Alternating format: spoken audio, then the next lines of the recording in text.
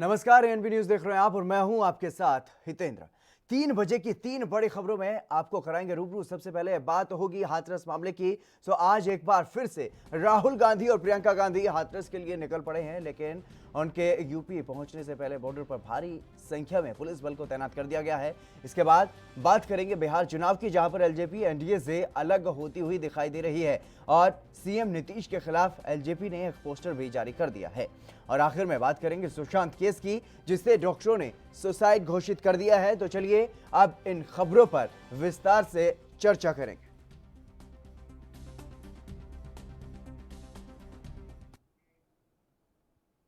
हाथरस कांड को लेकर के सियासत तूफान पर है। लखनऊ से लेकर दिल्ली और देश के अलग अलग शहरों में प्रदर्शन हो रहे हैं। कांग्रेस लगातार यूपी की योगी सरकार पर हमलावर है।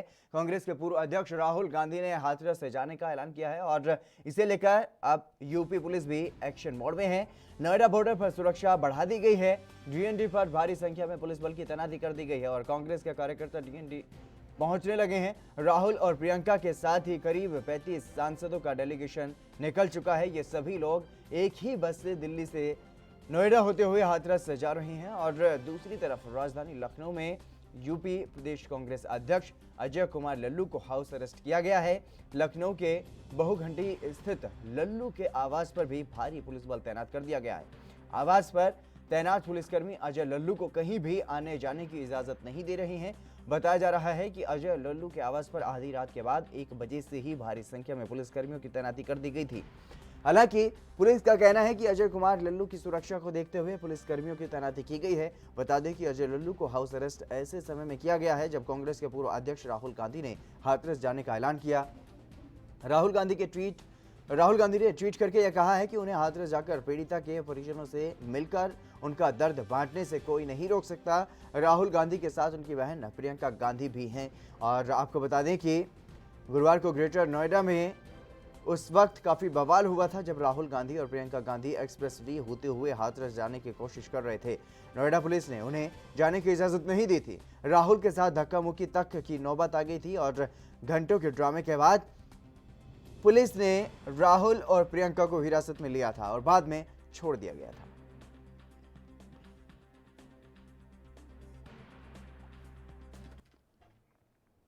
पुनीत मोहन हमारे संवाददाता लाइव हमारे साथ जुड़ गए हैं। पुनीत, फिलहाल क्या कुछ जानकारी है, कहां तक यह डेलीगेशन पहुंच चुका है?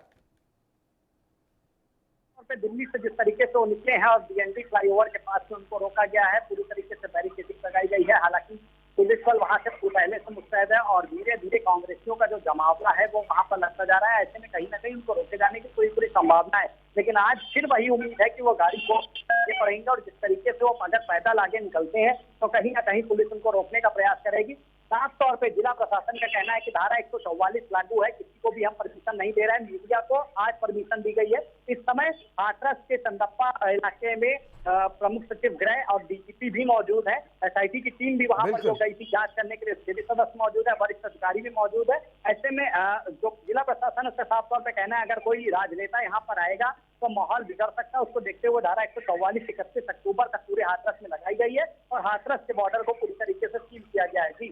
जी, इसके अलावा हाथरस में जिस तरीके से आपने बताया कि वहां पर यूपी के डीजीपी मौजूद हैं और वहां पर जो अवनीश अवस्थी हैं यूपी के अपर मुख्य गृह सचिव, वो भी वहां पर मौजूद हैं और उन्होंने पीड़ित परिजनों से मुलाकात की है। ऐसे में क्या कुछ जानकारी मिल पा रही है, क्या कुछ आश्वासन पीड़ित परिवार को दिया गया है?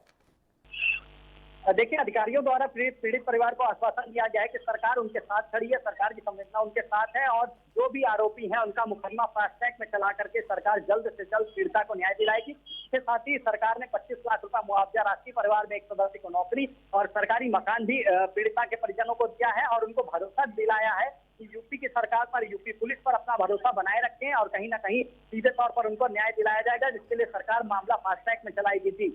जी, क्या फिलहाल पीड़ित परिजन जो हैं वो संतुष्ट नजर आ रहे हैं?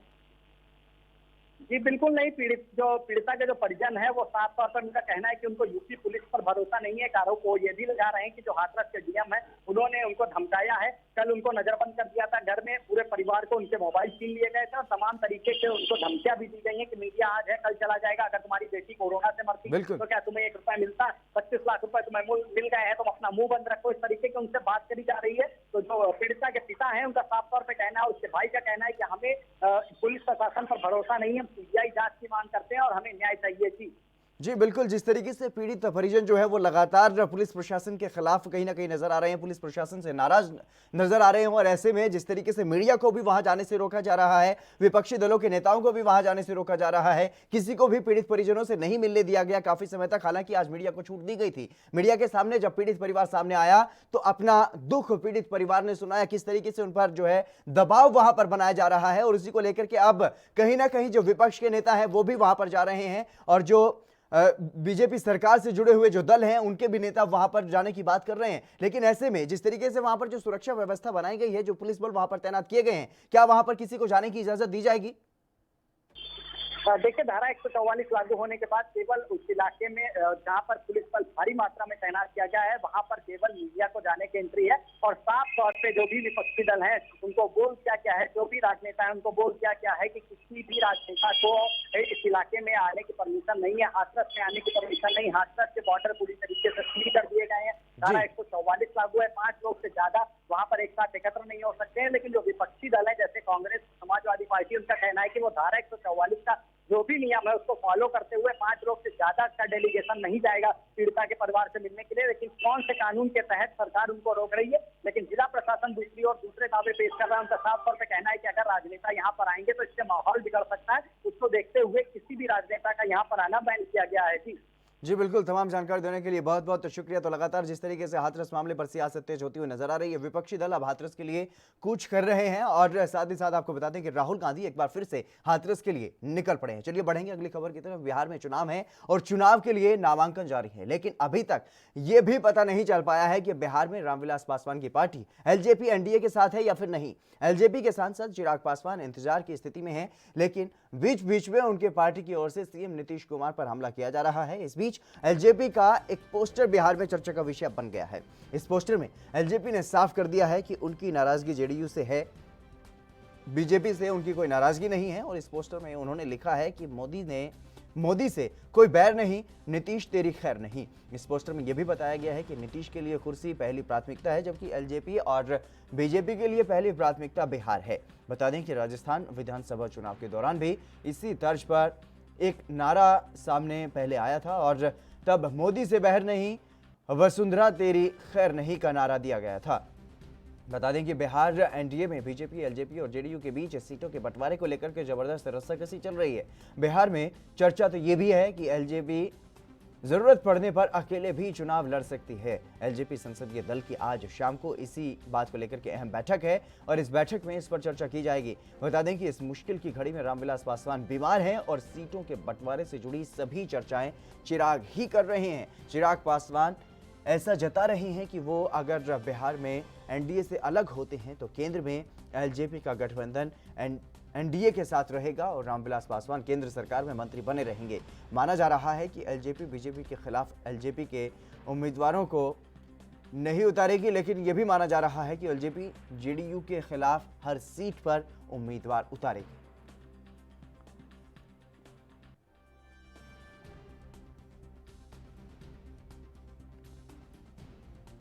बिहार में चुनाव को लेकर के लगातार सियासत जो है वो उफान पर है।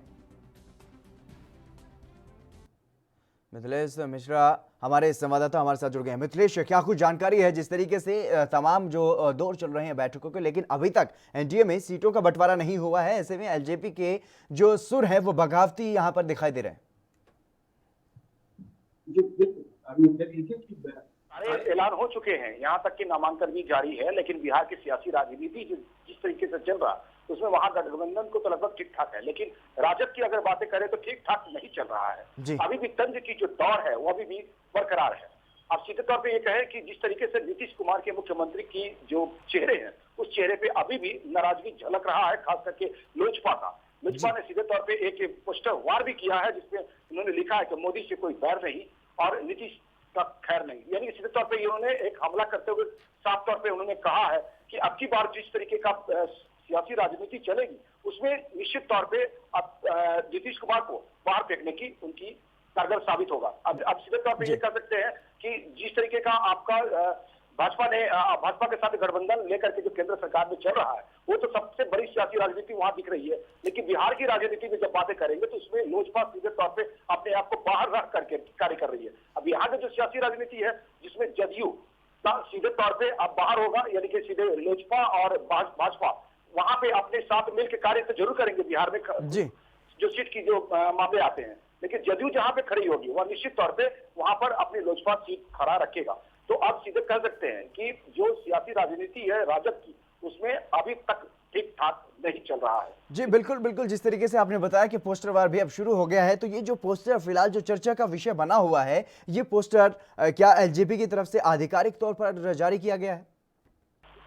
देखिए, अब सीधे तौर पे जो वार है, सीधे तौर पे पोस्टर वार के तौर पे अगर हम सीधे कहें कि एलजीपी के जो पोस्टर वार दिखाई दे रहा है, तो अब आधिकारिक है कि इसकी पुष्टि हम लोग एएनबी जर्नलिस्ट तो नहीं कर रही है। लेकिन जिस तरीके का पोस्टर अभी पूरे सोशल मीडिया पर वायरल किया जा रहा है, तो निश्चित तौर पे एक तो साफ झलक रहा है कि उनकी अंदरूनी बातें क्या चल रही है। लेकिन यहाँ पर जो बातें छन करके आ रही है, जो पुरानी बातों को लेकर के चले गए, एलजीपी जो नाराजगी दिखाते चले रही है खास करके नीतीश कुमार के ऊपर में, तो अब पूरी तरीके से साफ हो जा रहा है। और ये जो पोस्टर साफ दिखाई दे रहा है उससे भी क्लियर होते चला जा रहा है कि अब नाराजगी सीधी तौर पे अब सीटों की बंटवारा को लेकर के जिस तरीके की बातें चल रहा था वो अब लगभग विराम हो चुका है। अब 143 सीट पर अपनी खुद का कायम करने के लिए तैयारी है और नीतीश कुमार को इस सियासी राजनीति से बाहर फेंकने की भी तैयारी लोजपा की तरफ से जारी है। जी तो बिल्कुल मिथिलेश, जिस तरीके से आपने बताया कि लगातार जिस तरीके से एलजेपी की तरफ से नाराजगी जताई जा रही है और ऐसे में रामविलास पासवान फिलहाल बीमार हैं, तो क्या चिराग पूरी तरीके से अपनी जिम्मेदारी को पार्टी की तरफ से संभाल पा रहे हैं? देखिए, सीधे तौर पे अगर कहें कि रामविलास पासवान की जिस तरीके का नेतृत्व की क्षमता है वो आंशिक रूप से निश्चित तौर पे उनके पुत्र में भी दिखाई दे रहा है। खास करके जब चिराग पासवान इस तरीके का अपने खुद का नेतृत्व करने की जो क्षमता दिखा रहे हैं अपने आप में, तो निश्चित तौर पे रामविलास पासवान की ही क्षमता ही मानी जा रही है। क्योंकि नेतृत्व करने में जो भी बातें सामने में आते हैं, जो समस्याएं आ रही है या कठिनाई की जो दौर चल रही है या जो सुलझे हुए राजनीति के रूप में जिस तरीके की बातें कही जा रही है, तो बिल्कुल मिथिलेश, तमाम जानकारी देने के लिए बहुत बहुत शुक्रिया। तो बिहार में जिस तरीके से चुनाव जारी है और नामांकन चुनाव के लिए फिलहाल जारी है, तो ऐसे में अभी तक जो सीटों का बंटवारा नहीं हुआ है उसके पीछे साफ तौर पर यही कहा जा रहा है कि एनडीए में लगभग फिलहाल तक सब कुछ ठीक ठाक नहीं है। फिलहाल रुकेंगे एक छोटे से ब्रेक के लिए, जल्द हाजिर होंगे।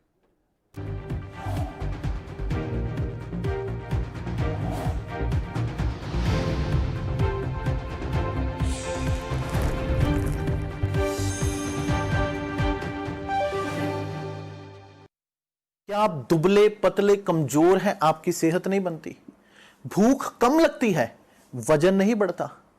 दरअसल मेन बात खाना नहीं है, मेन बात है खाया पिया लगना। और अगर खाया पिया लगेगा ही नहीं तो सेहत बनेगी कैसे? इसलिए हमारी संस्था सन्यासी आयुर्वेदा ने एक ऐसी दवा बनाई है जो कि आपके पाचन तंत्र को, आपके लीवर सिस्टम को ठीक करने का काम करती है, ताकि आप जो भी खाएं उसका पूरे का पूरा निचोड़ आपके शरीर को लगे, आपकी भूख बढ़े, खाया पिया सही से लगे, नया खून बने, हड्डियों में जान आए, वजन बढ़े, ताकत बढ़े, चेहरे पर नूर आए और आप मोटे तगड़े खूबसूरत पर्सनैलिटी के मालिक बन जाएं। यह दवा पूरी तरह से आयुर्वेदिक होती है। इसका शरीर पर कोई भी साइड इफेक्ट, कोई भी नुकसान या दुष्प्रभाव नहीं होता।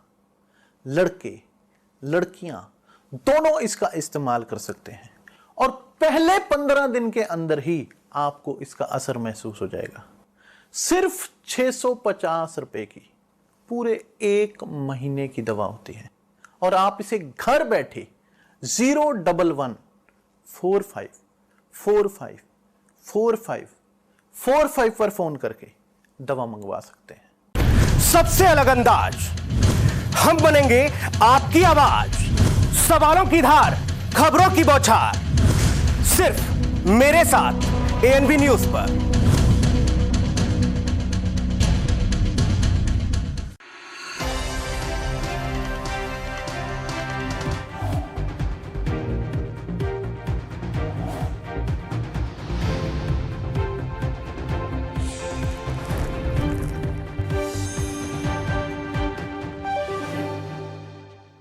ब्रेक के बाद एक बार फिर से आप सभी का स्वागत है। 3 बजे 3 खबरों में बात तीसरी खबर की करेंगे, लेकिन उससे पहले रुक करेंगे इस वक्त की बड़ी खबर की ओर। इस वक्त की बड़ी खबर सामने आ रही है यूपी से। गैंगरेप पीड़ितों के परिवार से डीजीपी अवस्थी और यूपी के अपर मुख्य सचिव गृह ने पीड़ित परिजनों से बात की है। दोनों अधिकारियों ने वहां पर बातचीत की है। दोनों अधिकारियों के सामने परिवार ने अपनी नाराजगी जताई है। ये बड़ी खबर आपको बता रहे हैं। परिवार ने पुलिस और प्रशासन के प्रति जाहिर की है अपनी नाराजगी। जिस तरीके से स्थानीय प्रशासन का जो रवैया रहा है, अवनीश अवस्थी और डीजीपी हितेश चंद्र अवस्थी वहां पर पहुंचे हैं और गैंगरेप पीड़िता के परिवार से उन्होंने मुलाकात की है और स्थानीय प्रशासन के खिलाफ जो नाराजगी है उसको उन्होंने जताया है।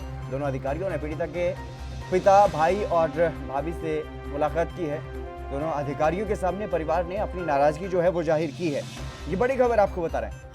परिवार ने पुलिस और प्रशासन के प्रति अपनी नाराजगी जाहिर की है। जिस तरीके से प्रशासन का व्यवहार रहा है पीड़ित परिजनों के साथ, उसी को लेकर के अब नाराजगी जताई जा रही है। मीडिया में मुखर होकर के परिवार ने ये बात कही है कि उन पर दबाव बनाया जा रहा है, तरह तरह की बातें उन्हें कही जा रही हैं और इसी को लेकर के वो काफ़ी परेशान है। पीड़ित परिवार काफ़ी परेशान है। पुलिस पर भी फिलहाल उन्हें भरोसा नहीं है, ऐसा पीड़ित परिवार ने जताया है, जाहिर किया है।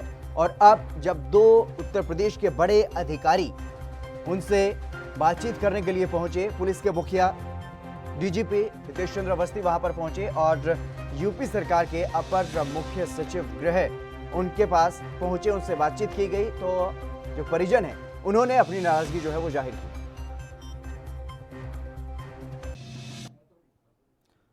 हाथरस मामले को लेकर के ये तस्वीरें फिलहाल सामने आ रही हैं। राहुल गांधी हाथरस की तरफ कूच कर चुके हैं, उनके साथ भारी भरकम भीड़ और जिस तरीके से कांग्रेस कार्यकर्ता भारी संख्या में उनके साथ मौजूद हैं और 35 सांसद जो है वो बताए जा रहे हैं इनके साथ वहां पर जा रहे हैं। हाथरस में पीड़ित परिजनों से मिलने के लिए कांग्रेस नेता राहुल गांधी जा रहे हैं, हाथरस की तरफ जा रहे हैं। राहुल और प्रियंका गांधी भी उनके साथ है, भारी संख्या में कांग्रेस के कार्यकर्ता उनके साथ हैं और फिलहाल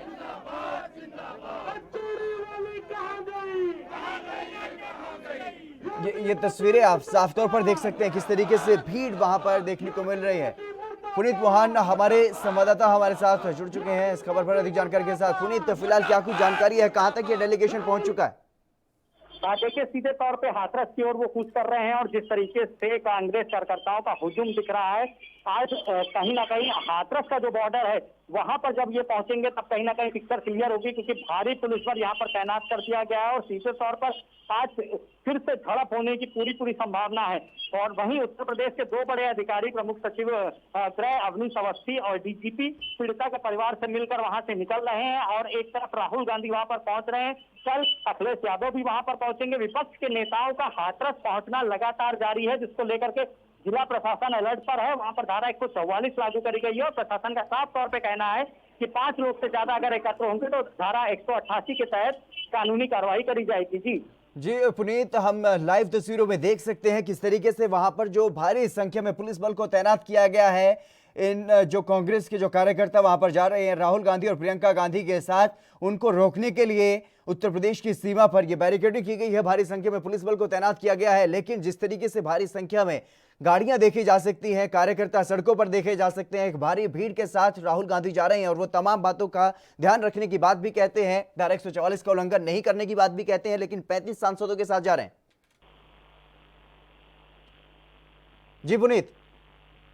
जी देखिए, सीधे तौर पर राहुल गांधी दिल्ली से निकले हैं और धारा 144 केवल हाथरस में लगी हुई है। ऐसे में कांग्रेस कार्यकर्ताओं का साफ तौर पे कहना है कि डीएनडी बॉर्डर पे अगर उनको रोका जाएगा तो सीधे तौर पे ये सरासर गलत है। हाथरस का जो बॉर्डर पड़ेगा उसके बाद 5 लोगों का डेलीगेशन केवल अंदर जाकर के पीड़िता के परिवार से मिलेगा।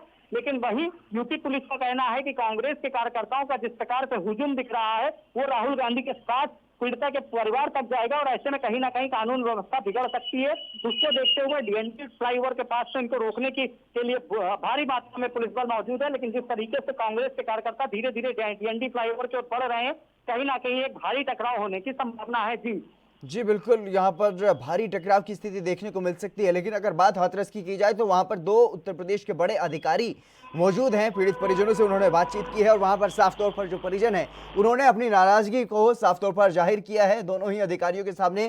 क्या कुछ जानकारी है फिलहाल? क्या अधिकारियों की तरफ से प्रेस वार्ता की जाएगी या फिर वहां पर जो कार्रवाई करनी है स्थानीय प्रशासन पर, जिस तरीके से उन्होंने आरोप लगाए हैं, हालांकि कुछ जो पुलिस अधिकारी हैं उन पर गाज गिर चुकी है, लेकिन फिलहाल जो डीएम है वो कहीं ना कहीं सवालों के घेरे में है। क्या उन पर कार्रवाई की जा सकती है?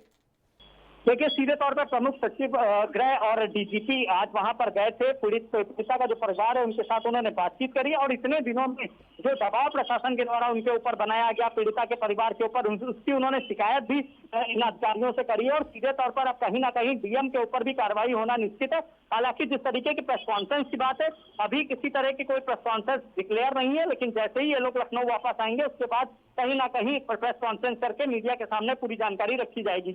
जी बिल्कुल, जिस तरीके से आपने बताया कि लखनऊ में आकर के कहीं ना कहीं इस बारे में जानकारी दी जा सकती है, लेकिन विपक्ष एक तरफ जहां इस पूरे मामले पर राजनीति करता हुआ दिखाई दे रहा है, तो वहीं यूपी सरकार की, योगी सरकार की और यूपी पुलिस की इस पूरे मामले में किरकिरी हुई है, स्थानीय प्रशासन की किरकिरी हुई है। तो ऐसे में क्या डैमेज कंट्रोल के लिए 2 बड़े अधिकारी वहां पर भेजे गए थे और जिस काम के लिए उनको वहां पर भेजा गया, क्या ये लग रहा है कि अब डैमेज कंट्रोल, जो डैमेज अभी तक हुआ है, उसका कंट्रोल हो पाएगा? देखिए, जिला प्रशासन और वहाँ की जो पुलिस है, हाथरस पुलिस के मनमाने और तानाशाही भरे रवैये से कहीं ना कहीं उत्तर प्रदेश सरकार की खासा किरकिरी हुई है। मीडिया के साथ भी अभद्रता करी गई, सांसद के साथ बदतमीजी करी गई। सीधे तौर पे इसका जो उन्होंने प्रार्थना पत्र राज्यपाल से लेकर के राष्ट्रपति तक को लिखा है। मीडिया के साथ भी खासा अभद्रता हुई है और जो अन्य संगठन वहां जा रहे थे उनको भी रोका गया, उनके साथ अभद्रता हुई है। तो आप कहीं ना कहीं डैमेज कंट्रोल के ये दोनों अधिकारी गए थे और सबसे बड़ी बात कि पीड़िता का परिवार अभी तक प्रशासन के द्वारा जो भी कार्रवाई करी गई उससे नाखुश था, लेकिन आज इन लोगों से बात हुई है और सीधे तौर पर उन्होंने आश्वासन दिया दोनों अधिकारियों ने कि आरोपियों को सख्त से सख्त सजा दिलाएंगे और इस घड़ी में सरकार पीड़िता के परिवार के साथ खड़ी है। जी पुनीत, डीएनडी की तस्वीरें हम देख रहे हैं लाइव और वहां पर भारी संख्या में गाड़ियां हैं, कांग्रेस के कार्यकर्ता हैं और जिस तरीके से हाथरस कूच की जो तैयारी है वो सीमा पर कहीं ना कहीं, जिस तरीके से आपने जो संभावना जताई है कि यहां पर टकराव की स्थिति भी देखने को मिल सकती है पुलिस में और कांग्रेस कार्यकर्ताओं में। लेकिन अगर बात की जाए यूपी कांग्रेस के प्रदेश अध्यक्ष अजय कुमार लल्लू की, तो उनको भी हाउस अरेस्ट किया गया है। क्या कुछ जानकारी इस बारे में? क्या सिर्फ अजय लल्लू को ऐसा कौन सा खतरा था जिसको लेकर के उनकी सिक्योरिटी वहां पर बढ़ाने की बात की जा रही है?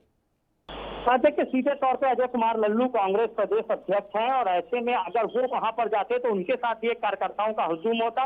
उसको देखते हुए अजय कुमार लल्लू सहित जो कांग्रेस के बड़े नेता हैं उनको हाउस अरेस्ट किया गया है ताकि वहां पर कम से कम लोग पहुंचे। लेकिन जिस तरीके से हम देख रहे हैं कि कांग्रेस का काफिला है, सैकड़ों गाड़ियां इसमें नजर आ रही हैं, ऐसे में जब यूपी पुलिस इनको रोकने का प्रयास करेगी तो आज 2 दिन पहले से भी ज्यादा भारी टकराव होने की संभावना है। हालांकि अजय कुमार लल्लू ने साफ तौर पर कहा है कि बलात्कारी बाहर घूम रहे हैं और नेताओं को हाउस अरेस्ट कर रही सरकार का तानाशाही रवैया है।